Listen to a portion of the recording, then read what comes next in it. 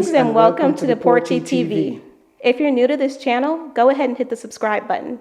And if you want to be alerted of new content, go ahead and ring the notification bell. This channel will discuss the journey and hardships of people all across the world who have gone through the process of deportation. Through these interviews, we will uncover true stories of everyday people who have gone through heartbreaking and troublesome journeys to migrate into other countries in order to better their lives. I'm Rain Russell, a recent college graduate of Georgia State University with a bachelor's degree in criminal justice. My father, Desmond, is an immigrant from Jamaica who was inspired to create his channel by recollection of his own experiences with migration and deportation nearly 30 years ago.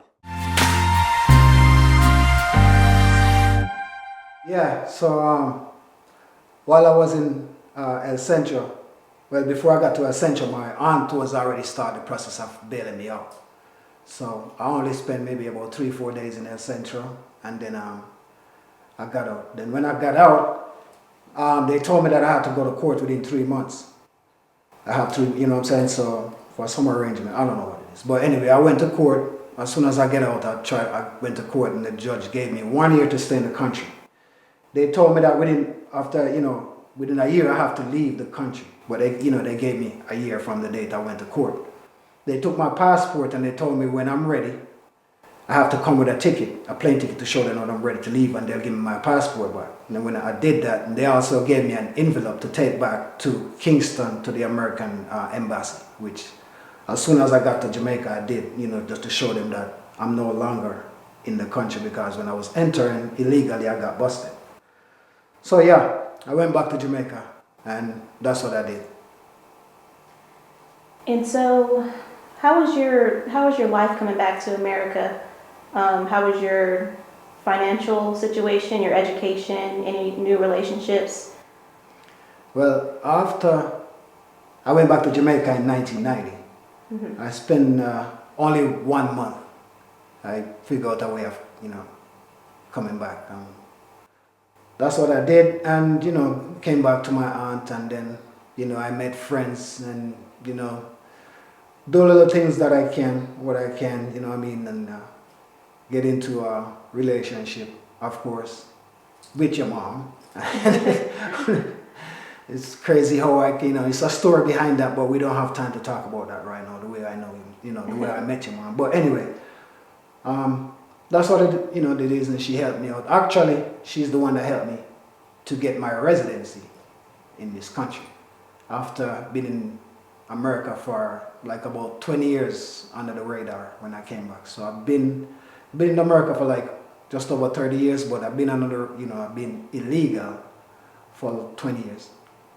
You know what I mean? And actually, when I went to do my interview to get my residency in Atlanta, the immigration officer asked me, the question, and I explained to him, which he knew. He told me that everything is sitting right there in front of him, but he also told me that one of the main reason why he's gonna approve me is because of what they told me to do from back then, which I did. Because many people they told to do the same thing, and they didn't. A lot of my friends was telling me, "Oh, don't go back to Jamaica, man. Don't go back." But I look at the person who bailed me out and all the situation and all what's gonna happen. So I couldn't let that happen. You know what I mean? I wouldn't feel good within myself to know that someone bailed me out of jail, put up collaterals or whatever, and I took off running. So they told me that when that happened, they have to search, they have to go look for those people, deport them, and then they can't come back. You know what I'm saying?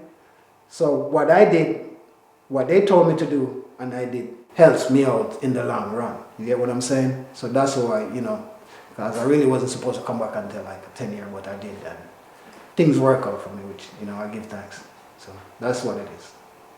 And so if you could go back in time, what changes would you have made if you could make any?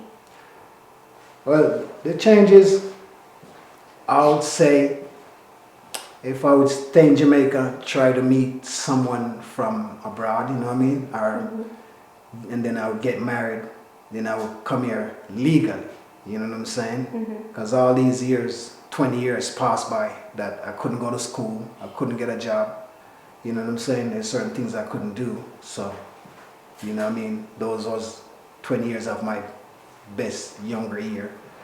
You know what I'm saying? So, like I said, that's one of the changes I would make. You know, stay in Jamaica or until I meet someone, or probably try to get, you know, come on a school visa or some type of work thing. You know what I'm saying? Yeah. So that's that change that I would make. But you know, it was a journey. It's an experience. You know what I'm saying? The way I crossed the border, the way the Mexicans take me across the border. Take me across the border. I'm telling you, it's you know what I'm saying, it was a lot of things. It's like a movie, for real. So. And what do you hope this channel will bring light to, and what do you want people to know about deportees and the deportation process in itself? Well, you know, it's a terrible situation, especially when I watch the news from Jamaica and see how many of my people getting deported. You know, some of them been away from the country for so long. You know what I mean? From teenage. Some of them don't know what it's like. You know what I'm saying?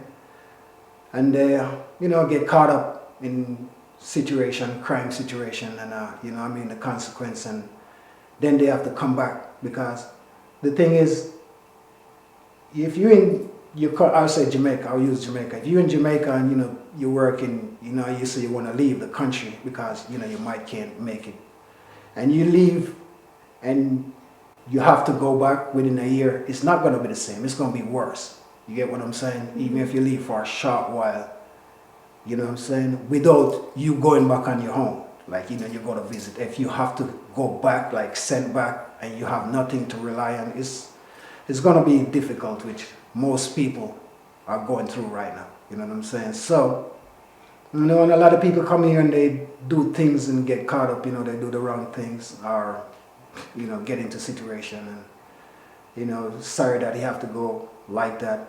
Mine, like I said, even though it's considered deportation, mine wasn't that bad. Like, my crime was coming into America illegally. That was my crime. Yeah. You know what I'm saying? But there are other people who do different crimes that, you know what I mean, that's really gonna take them, you know, have them sent back to Jamaica. And, you know, some of those things really, you know, it's not too good. Some of the things are. So, you know, if this channel can help to minimize crime, hey, that'd be a good thing. You know, so that's what it is. Deportee TV. Yeah. Yeah, Deportee TV. Look out for the next chapter, because we're going to be all over the world interviewing people and talking to people. You know what I mean? It's not the end of the world, people. You know what I mean? It's just, you get caught up into a situation and you just have to pay the price. And that's what it is. So thank you for watching. Thank you and so much please for watching. subscribe. Please subscribe. Views, likes, comment, share, notification bell. Thank you so much, and join us again for the next chapter. Thank you.